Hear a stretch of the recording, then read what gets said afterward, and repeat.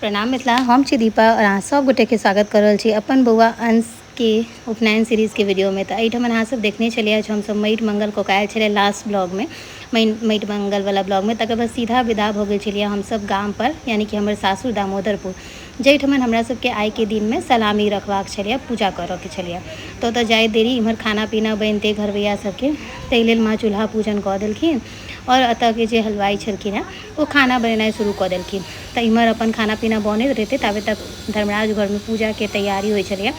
एहिठाम हमहूँ सब बैस कऽ रिलैक्स करै छलहुँ, जतेक गोटा गेल छलहुँ, कियाकि माटि मंगल केलाके बाद एतऽ चूल्हा तूल्हा बनलै आ सीधा हमसब विदा भऽ गेल छलिए जे छै से गामके लेल।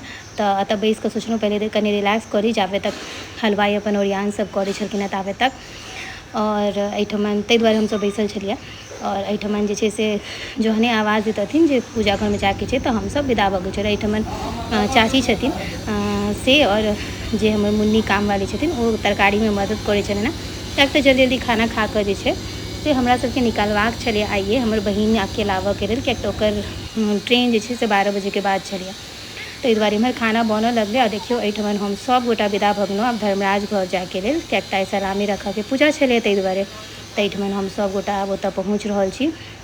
हमर सबके कुलदेवता धर्मराज छथि। अहाँ सबके की छै से जरूर कहब हमरा कमेंट में, जाहिसँ हमरो पता चलै जे अहाँ सबके कोन कुलदेवता छथि। तऽ एहिठाम सलामी रखऽके जे भी विधि होइ छै ओहि विधिसँ सलामी रखाइ छै। और बौआ के बाबा जे छै से भगवान लग में राखै छलखिन हेँ, और हम सब गोटा कल जारि कऽ बाबाके इएह कहलियनि जे सब चीज नीकसँ सम्पन्न हुए। तऽ इएह छै हमर सबके धर्मराजके जे छै से गह्वर, जाहिठाम सबके पूजा होइ छै। और हमहूँ सब खूब नीकसँ देखै छलहुँ जे केना की होइ छै, किएक तऽ हम बौआके मूड़नके बाद एहिठाम पहिले बार जे एतेक नजदीकसँ पूजा पाठ सब देख रहल छियै। और हमरा मोनमे इहो इच्छा छलै जे हम जतेक चीज देखी ततेक चीज अहूँ सबके देखा पाबी।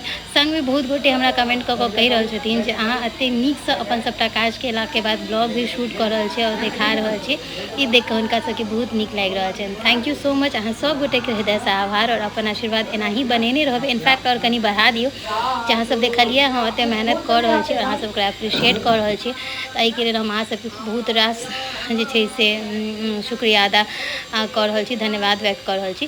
और आइए के दिन में एहिठाम सबटा कपड़ा लत्ता सब रखा जाइ छै, किएक तऽ जे छै से हमरा सबके झगड़ा दूर नहि होइ छै, एहि दुआरे जे पिछला साल ही उठाव भऽ गेलनि अतऽ बलि प्रदानके, ताहि चलते। तऽ एहिठाम जे छै से कपड़ा लत्ता जे होइ छै उपनयन दिनके कुमरमके सबटा एहिठाम रखा गेल यऽ। तऽ सब गोटा गाममे जे छै से 5-6 टा बरुआ छलखिन हेँ, तऽ सबटाके मतलब धर्मराज जिनकर छथिन हुनकर सबके एतऽ रखा गेल छलनि हेँ। ई जे बौआ देखा रहल है ओकरो मूड़न छलैए। तऽ हमरा सबमे मूड़न उपनयन सबटाके जे छै से आइएके दिनमे सब गोटाके एतऽ रखा जाइ छै। तऽ एहिठाम सलामी राखऽके जे विधि होइ छै ओहि विधिसँ होइ छै। तकर बाद घर आबि कऽ माँके छलनि हेँ गाममे साड़ी सब भीखके बँटबाक, तऽ माँ कहलखिन जे आइ समय छै तऽ आइए बाँटि लै छी। ताहि दुआरे हम सबटा साड़ी सब निकालि कऽ एहिठाम दऽ देलियनि, जे सबसँ पहिले बड़ी माँसँ देबऽसँ शुरुआत केलहुँ।